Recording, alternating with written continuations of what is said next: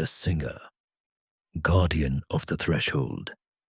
The first ray of dawn struck the stone lion's eye, and for a moment, just a breath, just a heartbeat, it blazed with golden fire. The old monk, Phra had seen this phenomenon every morning for 40 years at Wat Phra Kaew, the temple of the Emerald Buddha, in the heart of ancient Ayutthaya. He had watched the sun climb over the Chao Phraya River and ignite the carved Singha that flanked the temple's eastern gate. Their mouths frozen in eternal roars, their muscular bodies coiled in perpetual readiness. But this morning was different. This morning, the light lingered too long in that stone eye. This morning, the carved mane seemed to ripple like water disturbed by an unseen hand. "Do you see it, teacher?" whispered novice Ananda, barely 18, his saffron robes still crisp with newness. "The Singha, it moves." Phra placed a weathered hand on the boy's shoulder. "No, child, the Singha has always been moving. We are only now learning to see." This was not superstition.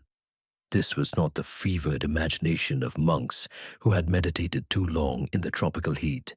This was memory, ancient, cellular, woven into the very stones of every temple, from the Angkor plains of Cambodia to the sacred grounds of Bodh Gaya in India, where the Buddha himself had achieved enlightenment. The Singha had been there, watching, always watching. But to understand what the old monk meant, to understand why these stone lions guard the thresholds between the sacred and the profane, one must travel back, far back, to a time when gods still walked the earth and the boundary between stone and spirit was as thin as silk. The birth of the guardian. In the celestial realm of Tavatimsa, the heaven of the 33 gods, Indra, king of the Devas, wielder of the thunderbolt Vajra, stood before his divine council with a troubled countenance. Below them, in the realm of mortals, darkness was spreading like ink through water. "The Asuras grow bold," spoke Matali, Indra's charioteer, his voice echoing through the jeweled halls. "They no longer content themselves with their own domains. They walk among humans now, whispering corruption, breeding cruelty. They desecrate that which is holy and mock those who seek truth." Indra watched the mortal world through the cosmic mirror, its surface shimmering with scenes of suffering. He saw temples abandoned, their gates broken. He saw seekers of enlightenment turned away by fear, by bandits, by those who had forgotten that certain thresholds must remain protected. The sacred was becoming common. The divine was being forgotten. "The Nagas guard the waters and the wisdom hidden beneath," said Indra, his voice like distant thunder. "The Garudas patrol the skies and carry the prayers of the faithful to our ears. But who guards the gates? Who stands at the threshold where the seeker first approaches the sacred? Who embodies the courage required to take that first step toward truth?" The council fell silent. It was Vishwakarman, the divine architect and craftsman of the gods, who finally spoke. "My lord, I have an answer, but it will require something that has never been done before. It will require us to place divinity into form so perfectly that it can never be corrupted, never swayed, never turned from its purpose." "Speak," commanded Indra. Vishwakarman stepped forward, his eyes alight with creative fire. "We shall forge a guardian born of 3 essences: the courage of the lion, who is called Singha in the sacred tongue of Sanskrit, the wisdom of the Dharma, which is righteousness itself, and the stillness of stone, which neither hungers nor rages nor fears. This guardian shall be placed at every threshold where mortals seek to approach the divine. It shall test their hearts. It shall turn away the cruel and the false. It shall welcome the sincere and the courageous. But why a lion? Asked one of the devas. Why not a tiger or an elephant or some other beast? Vishwakarman smiled. Because the lion roars before it strikes. It gives warning. It announces itself. It does not lurk in shadows like the coward's conscience. The lion faces you directly, challenges you openly, and demands that you be worthy. This is the nature of true protection. Not hidden, but proclaimed. Not passive, but powerful. Indra nodded slowly, then let it be done. Create this guardian. Make it terrible to the wicked and beautiful to the righteous. Let it embody satya, truth, virya, courage, and metta, loving protection. Let its very presence remind all who approach that they are crossing from the mundane into the sacred, and that such a crossing requires transformation of the heart. The forging. Vishwakarman descended to the peak of Mount Meru, the cosmic mountain that serves as the axis of all worlds. There, in his divine workshop where galaxies were born and the architecture of reality itself was drafted, he began his greatest work. He started with the body of the mountain lion, the true king of beasts, the Asiatic lion that roamed from the forests of ancient India to the plains of Persia. But this would be no ordinary representation. He exaggerated the mane until it became a crown of flames frozen in stone. He carved muscles that suggested not just physical power, but moral strength. He shaped the face into an expression that was simultaneously fierce and benevolent, fearsome and protective. The eyes, Vishwakarman murmured as he worked, must see in two directions at once, into the world of illusion and into the realm of truth. They must perceive the hidden intentions of hearts. He set 2 gems, one sapphire for truth, one ruby for compassion, deep within the stone sockets. They would catch the light of both sun and moon, both fire and star, and reflect the inner nature of whoever stood before them. The mouth, he continued, must be open in an eternal roar, a challenge to cowardice, a proclamation of dharma, a warning to those who would bring corruption to sacred ground. He carved teeth like daggers, a tongue like a banner, and from the throat he channeled the cosmic sound OM, the primordial vibration of creation itself, so that the very presence of the Singha would resonate with the frequency of truth. The posture, he said, stepping back to observe his work, must be ready, but not attacking, vigilant but not aggressive. The guardian does not seek violence. It simply will not permit dishonor. He positioned the front legs firmly planted, claws extended but grounded, the haunches coiled with potential energy, ready to spring, but anchored by duty, the tail curved with elegant power, neither tucked in fear nor lashing in aggression. But the most crucial element came last. Vishwakarman called upon Saraswati, goddess of wisdom and learning, to bless the Singha with discrimination, the ability to know truth from falsehood. He summoned Brahma, the creator, to grant it permanence, the quality of existing beyond time, unchanging in purpose. And he invited the Buddha himself, in his cosmic form as the awakened one, to imbue it with compassionate protection, the fierce kindness that guards not for glory, but for the welfare of all beings. When the work was complete, Vishwakarman presented the first Singha to Indra. It is perfect, Indra declared, but one is not enough. Let there be 2 at every gate, 1 on the left, 1 on the right, so that they may watch all who enter and leave, so that no evil may slip past unnoticed, and so that the righteous may walk between them, as if between 2 pillars of truth. And shall they be identical? Asked Vishwakarman. No, said Indra. Let them be mirrors, similar in essence, but distinct in detail. For truth has many faces, and protection requires both strength and wisdom, both fire and steadiness. Let some bear their paws upon spheres, representing the cosmic order they protect.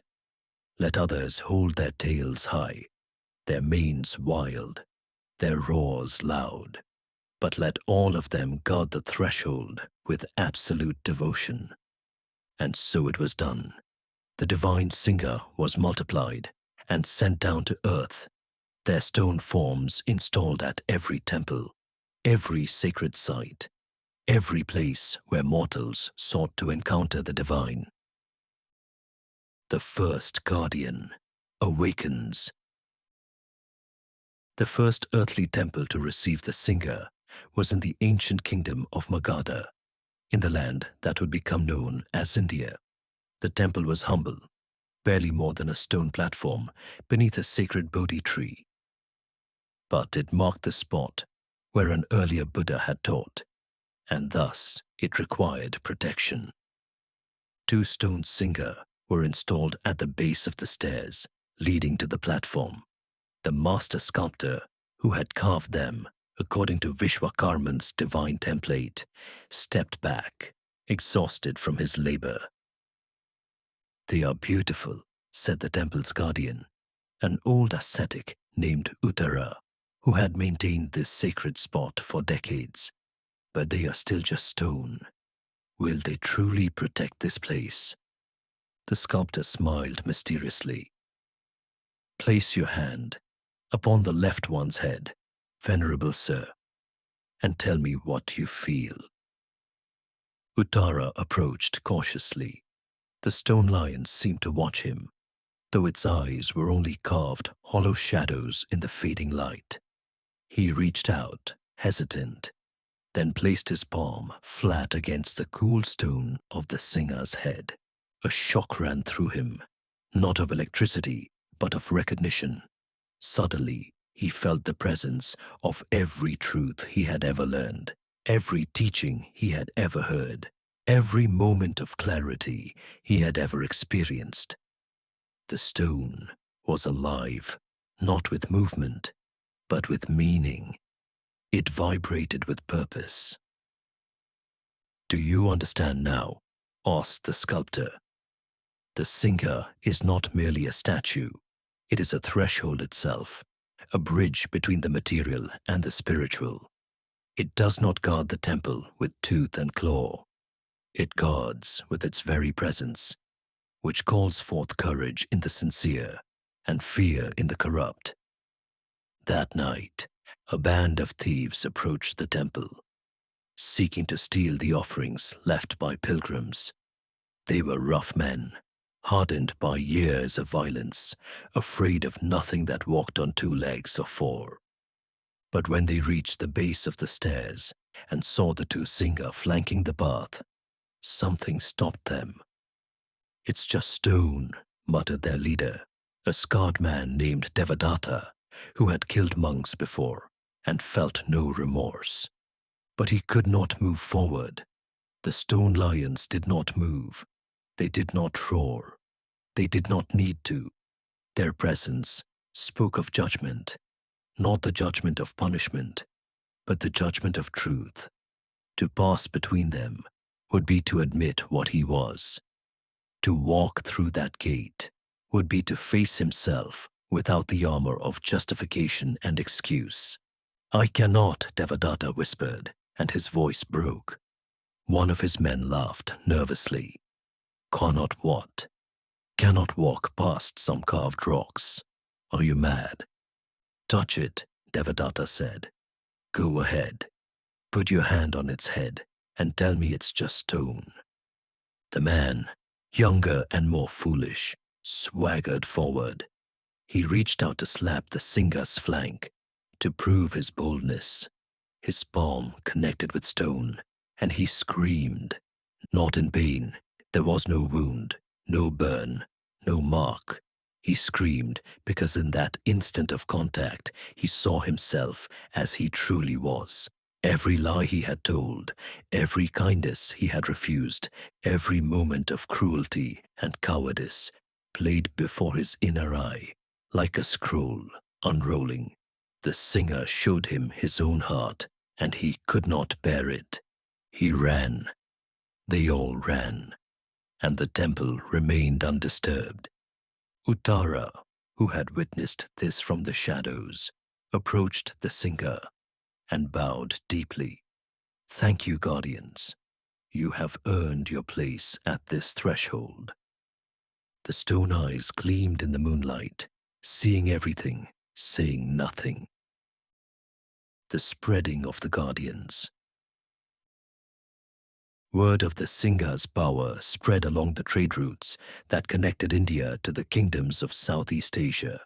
Merchants and monks, artists and architects carried the knowledge of these sacred guardians across the Bay of Bengal to the lands of Suvarnabhumi, the Golden Land, which would become Burma, Thailand, Cambodia, and Laos.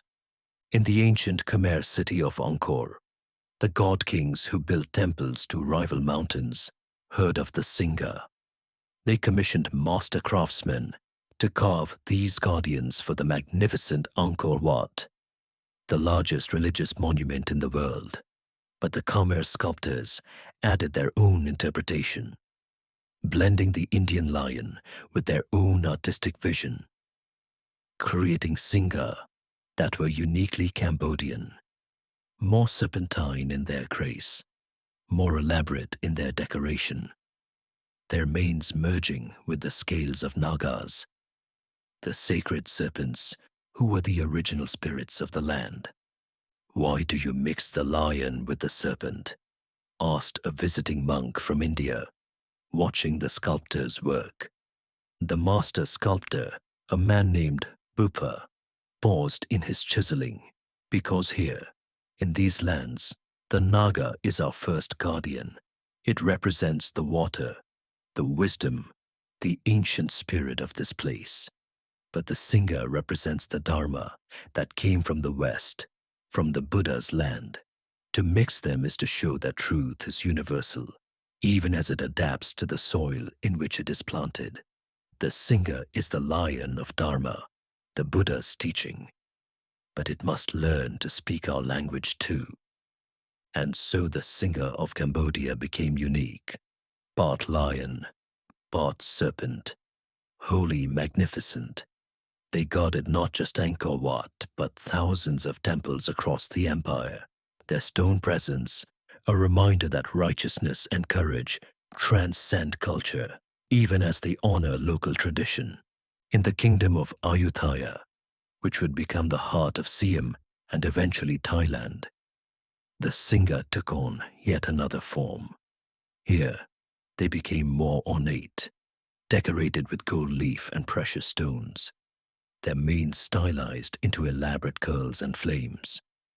Thai sculptors emphasized the protective aspect, making their Singha even more fierce, even more bold. Positioned not just at temple gates, but at the doors of royal palaces, at bridges, at any threshold that marked a transition from common to sacred space. One such Singha stood at the entrance to Wat Mahathat, the temple of the great relic, in the heart of Ayutthaya.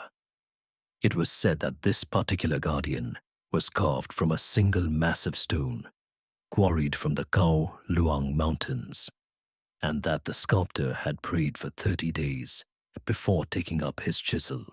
A legend grew around this Singha. It was said that any person who approached it with a question in their heart, a true question, not idle curiosity, but a genuine seeking, would receive an answer, not in words, but in understanding. The Singha would somehow reflect the truth back to them, making clear what had been confused, illuminating what had been hidden. A young prince named Naresuan, who would later become one of Thailand's greatest kings, stood before this Singha as a boy. His kingdom was threatened by enemies from Burma. His father was captive.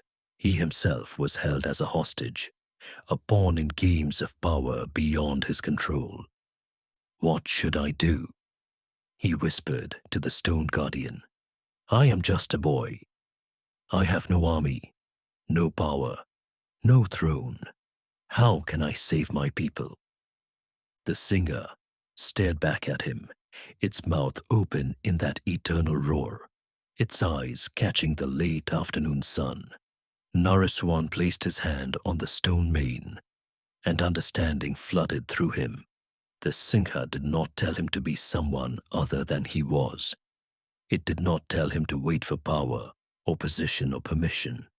Instead, it reflected back to him a simple truth. Courage is not the absence of fear or weakness. Courage is the decision to act rightly despite fear and weakness. The Singha itself was stone, immovable, inanimate, yet its presence changed everything. He too could be a guardian, even without an army. He too could protect, even without power. All that was required was the decision to stand at the threshold and refuse to let evil pass. Years later, when Naresuan led his people to freedom and became king, he commissioned Singha for every major temple in his kingdom. "Let them remind my people," he said, "that we are all guardians. We all stand at thresholds. We all must choose whether to let corruption pass or to roar against it." The test of the merchant.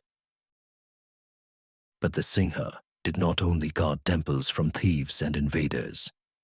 They guarded something more subtle, more crucial. They guarded the threshold of the heart.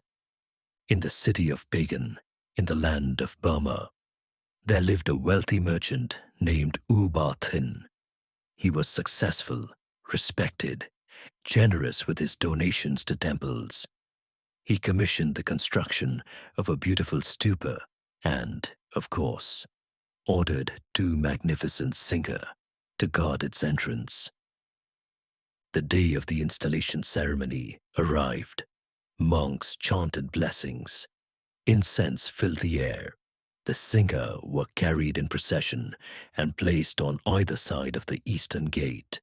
U Ba Thin stood before them, proud of his contribution, secure in his merit-making. But when the ceremony concluded and he approached to enter his own temple, to make the first offering at the shrine he had built, something stopped him between the 2 Singha. He could not move forward. His feet felt rooted to the earth. His breath came short and sharp. The stone lions seemed to grow larger, their expression shifting from protective to accusing. "What is this?" he gasped, stumbling backward. An old monk, Venerable Shinarahan, observed this with knowing eyes. "The Singha are testing you, merchant. They are asking a question." "What question?" U Ba Thin demanded, frightened and confused. "I built this temple. I paid for these guardians. I have made merit." "The Singha do not care about your merit," said Shinarahan gently. "They care about your intention. Tell me, why did you build this temple?" U Ba Thin stammered. To honor the Buddha, to gain merit, to ensure a good rebirth." "For yourself?" "Of course, for myself." "Is that not proper?" Shinarahan shook his head. "The Buddha taught that even good deeds, done for selfish gain, are tainted with attachment. The Singha guard the threshold between self-interest and genuine devotion. They are asking you, did you build this temple as a transaction with the universe, or as an offering of genuine faith? Are you seeking to buy enlightenment, or are you truly seeking truth?" U Ba Thin fell to his knees. tears streaming down his face. The question cut through him like a blade, exposing the calculation beneath his generosity, the self-interest beneath his piety. He had thought himself religious, but he had been trading merit for comfort, donations for cosmic insurance. I do not know, he whispered. I thought I was faithful, but perhaps I have only been clever. Then the Singha have done their work, said Shinarahan. They have shown you the truth. Now you must choose. Will you turn away, content with your exposed hypocrisy? Or will you pass through them with a changed heart? Ubathin remained kneeling between the two stone guardians for hours as the sun set and rose again. He meditated on his life, his intentions, his heart. He saw how many of his actions, even his virtuous ones, had been performances for others or negotiations with karma. He saw how he had confused ritual with devotion, donation with dedication. When he finally stood, dawn was breaking, and his face was transformed. He approached the Singha again, and this time he passed between them easily. The resistance was gone. He had been tested, had failed, and had chosen to transform rather than retreat. From that day forward, U Ba Thin became known not for his wealth, but for his genuine compassion. The temple he built became a place of authentic practice, not just elaborate ceremony. And the Singha that guarded it were said to glow with particular brightness in the morning sun, as if pleased. The wisdom of the guardian. Centuries passed, kingdoms rose and fell, empires expanded and crumbled, but the Singha remained, patient and eternal, guarding their thresholds. In modern Thailand, at Wat Phra Kaew in Bangkok, where the Emerald Buddha resides in splendor, the ancient Singha still stand watch.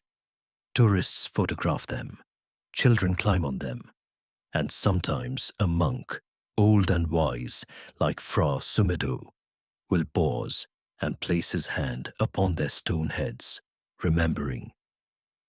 Why do we still have them? Novice Ananda asked his teacher one morning as they swept the temple courtyard. We have guards now, real guards with uniforms and weapons. We have alarms and cameras. What do these stone lions actually do? Phra Sumedo smiled, his weathered face crinkling with amusement. What do? They do what they have always done. They guard the threshold. But teacher, they are just stone. Are they? Phra Sumedo interrupted gently. He led the young novice to stand before one of the great Singha, its surface worn smooth by centuries of weather and reverent touch. Look at it. Really look at it. What do you see? Ananda looked. He saw stone, carving, artistry. He saw a representation of a lion, fierce and beautiful. He saw, and then, as the morning sun struck the stone eye and lit it with golden fire, he saw more. He saw courage made visible. He saw the choice to protect rather than dominate. He saw the decision to stand for truth, even when truth is uncomfortable. He saw the embodiment of a question that every person must answer when approaching the sacred. Are you here for the right reasons? Are you willing to face yourself? Are you prepared to be transformed? Oh, Ananda breathed. Yes, said Phra Sumedo. The Singha guards the threshold, not of place, but of consciousness. It marks the boundary between living thoughtlessly and living with awareness, between taking truth for granted and truly seeking it. Every temple gate with its Singha is asking you, are you ready to enter? Are you worthy? And if not, are you willing to become worthy? But teacher, Ananda said slowly, thinking carefully, if that is true, then we all need to pass between the Singha, don't we? Not just when we enter temples, but every day, every time we make a choice, every time we stand at a threshold between right and wrong, easy and difficult, selfish and generous.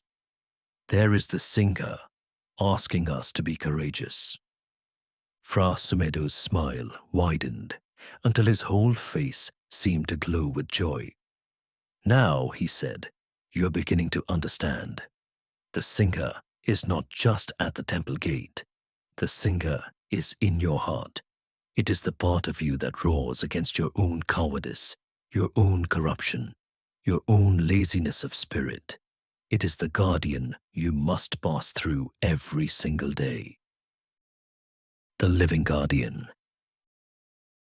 As the sun climbed higher over Bangkok, tourists began to arrive at Wat Phra Kaew. They took their photographs of the Singha, marveling at the craftsmanship, reading the plaques that explained the mythology. Most saw only art, only history, only an exotic curiosity from a distant culture. But some, a few, paused longer, placed their hands on the stone flanks, looked into those carved eyes, and felt something shift inside them. A woman from America, visiting Thailand for the first time, stood before the Singha and remembered a lie she had told that morning to her traveling companion. Nothing serious, just a small deception about money spent, easily justified. But standing between these stone guardians, the justification crumbled. She felt the weight of it, not guilt exactly, but recognition. The Singha reflected her own conscience back to her. She resolved to tell the truth when she returned to her hotel. It was a small moment, easily forgotten, but it was real. A young Thai man, preparing to choose between a lucrative job that would compromise his principles and a harder path that would honor them, knelt before the Singha and prayed for courage. The stone lion did not answer in words, but in the silence, in the presence of that ancient guardian, he found his answer. He chose the harder path. An elderly Chinese grandmother, visiting with her grandchildren, told them the old stories she had learned as a girl in Yunnan, where similar guardians stood at temple gates. They are food dogs, she said, using the Chinese name, but they are the same spirit as these Singha. They teach us that true protection comes not from hiding, but from standing firm, not from avoiding challenges, but from facing them with a lion's heart. The Singha stood silent, as they had for 1,000 years, as they would for 1,000 more. They did not move, they did not speak, but their presence continued to transform, to challenge, to guard that most crucial threshold, the one between who we are and who we might become. The Eternal Watch. As evening fell over Thailand, the same scene repeated at temples across the land, across all the lands where the Singha stand watch. In Cambodia, at Angkor Wat, where tourists marveled at the grandeur and locals made offerings. In Laos, at humble village temples, where farmers paused before entering to pray for rain. In Myanmar, at ancient stupas, where monks meditated and pilgrims journeyed seeking peace. At each gate, the Singha stood ready, not hoping for battle. There was no hunger for violence in the stone hearts, but prepared to fulfill their purpose, to mark the threshold, to challenge the heart, to call forth courage in those who would approach the sacred. In his small dwelling near Wat Phra Kaew, Phra Sumedo lit a candle as darkness fell. Novice Ananda sat with him, still contemplating what he had learned. Teacher, the young monk said, will the Singha ever rest? Will their watch ever end? Phra Sumedo considered this. When every person carries a Singha in their heart, then perhaps the stone ones can sleep. When we all guard the threshold of our own integrity as fiercely as these lions guard temple gates, then maybe their work will be done. But until then, they watch. Ananda finished. They watch, they wait, they warn, they welcome, and they remind us every time we pass between them that we are capable of both great good and great evil, and that we must choose, always choose, to be worthy of crossing into sacred space.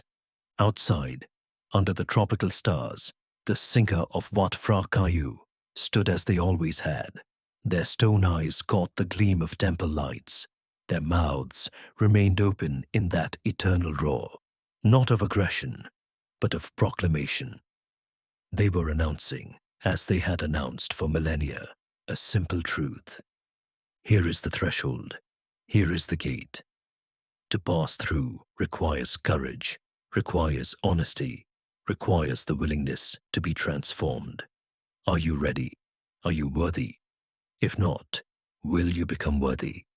The questions never changed. The answers were always individual, and the Singha, patient as stone, fierce as fire, would continue to ask them for as long as temples stood and seekers searched, and the eternal battle between courage and cowardice raged in human hearts. For they were not just guardians of temples, they were guardians of the spirit itself, and that was a vigil that would never end. In every heart there stands a threshold between what is and what might be, and at that gate the Singha waits, asking, will you pass courageously, not with roar or tooth or claw, but with presence stern and true? The guardian tests each soul that comes. Are you ready to be you? For temples are not just made of stone, nor thresholds just of wood and gate. The sacred space you seek to enter is built by choices made while you wait. So stand before the Singha now. Let it see your heart laid bare. Then pass between with courage found, and carry that guardian everywhere. If you enjoyed this story, hit subscribe below, and we'll see you next time.